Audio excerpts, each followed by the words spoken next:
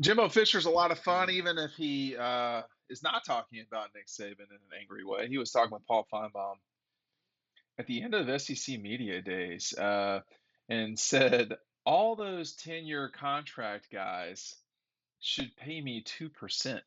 And of course, this came on the day where it was announced that Georgia and Kirby Smart finally got done with an agreement that has taken a little bit of time to get done.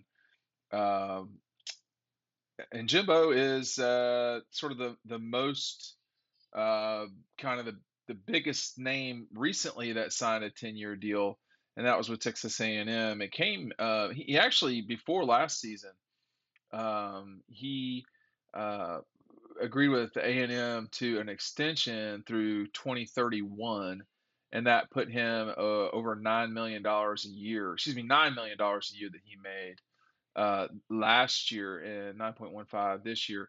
Kirby is past that. Ed Orgeron was, if I'm not mistaken, coming into last season, the third highest paid head coach behind Jimbo and Nick Saban.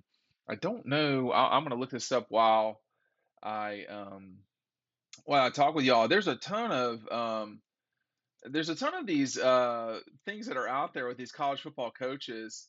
Um, and it's just funny the dichotomy, what's the word, the back and forth about you know paying players or not, I guess the coaches, um I guess I, I don't know. The whole thing is crazy. We don't know what Lincoln Riley got for USC, because keep in mind USC is a private school. But Saban, and this is as of media days, Saban was at just under 10 million a year, and Brian Kelly at 9.5, Mel Tucker at 9.5, Ryan Day 9.5, David Shaw at Stanford. Now this is an alleged 8.9 million because that's a private school as well. Dabo at 8.3, Mario Cristobal at 8. Miami is also a private school, if I'm not mistaken, so that number might not be accurate. Jimbo Jimbo is not at 7, I believe. Jimbo is more than that, but I could be wrong. Yeah, that's an inaccurate reporting. Um, and then Lane Kiffin at 7, a little over 7, and Kirby was at just over 7, and then went up to the 10 number, which keeps kind of.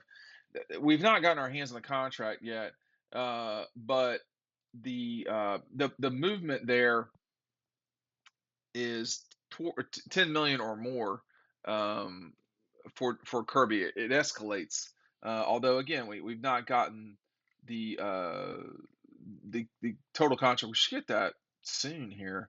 I don't know what kind of the holdup is, but Brian Kelly way up high. But Jimbo talking about how everybody should pay him 2%. Yeah, I mean that'd be great. If you could get that.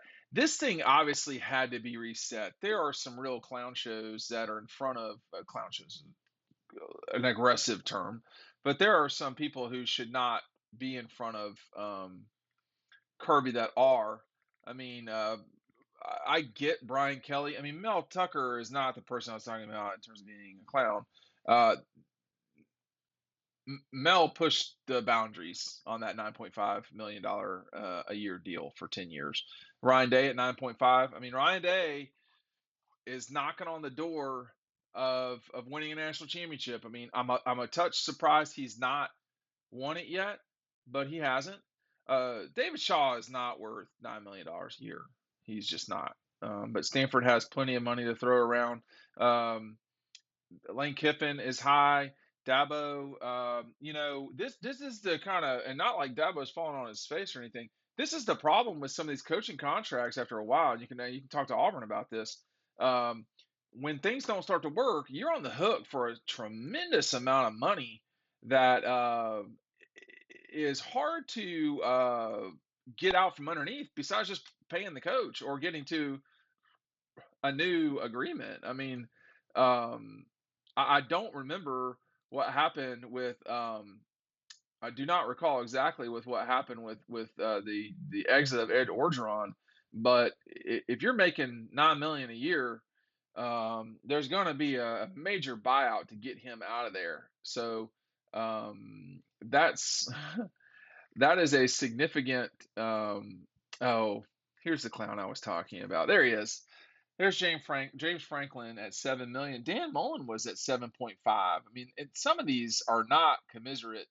Some of this reporting is not very good. Frankly, I should not be repeating this stuff to y'all because it's not accurate. But James Franklin is not worth $7 million. No.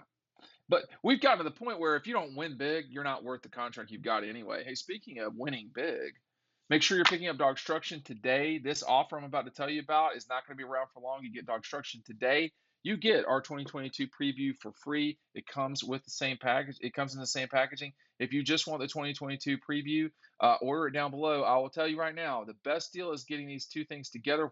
Obviously, getting this for free. I'm running out of these. I'm not going to tell you how many I've left, but I can tell you we're getting low. So I am not reordering these. Get this now, today, period. And you don't want to miss out. It's a great deal. Obviously, when I run out, it's over. So I don't know when that will be. Hopefully soon for me, but for y'all, hopefully not. But take advantage of it while you can. At the end of the day, is Kirby worth this money? Right now, he is. Period. Now, is he worth $100 million or whatever the total number is at the end of the day? Is that, excuse me, $112 million? Is that what that national championship was worth for Georgia? I don't know. But that's basically what you paid for. You paid for, okay, you won the national championship. Now we're going to take care of you for the rest of your life. I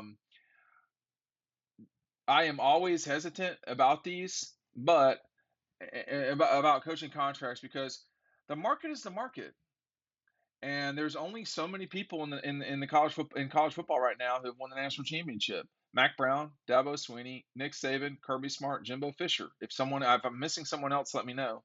But I mean, obviously Brian Kelly has won a national championship, it's not been a BCS level national championship. So, and Jimbo's has been 10 years ago almost. He's not done it at Texas A&M. So, I am always hesitant about these, only because of the long-term ramification.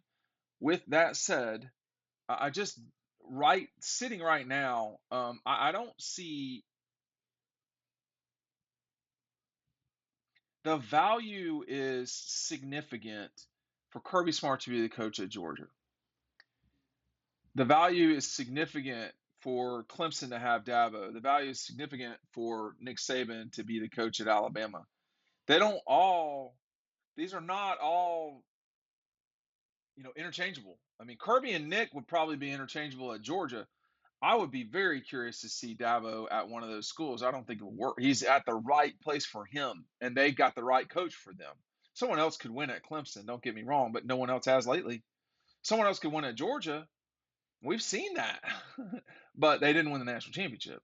And, for Nick, we've seen other people win the national championship at Alabama, but we also saw a lot of nastiness between, 2000, from 1992 until 2008. I mean, Alabama was, when Gene Stallings left, that was just bad for a while. So, it's 10 years of not good.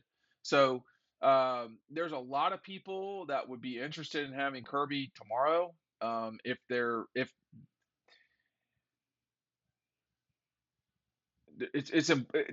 one would say no. Alabama would. But even out of Alabama, they may say, well, hey, if we have a chance to get younger at head coach, and we had certainty that Kirby would be around for a few decades, yeah, maybe we would pay him a tremendous amount of money.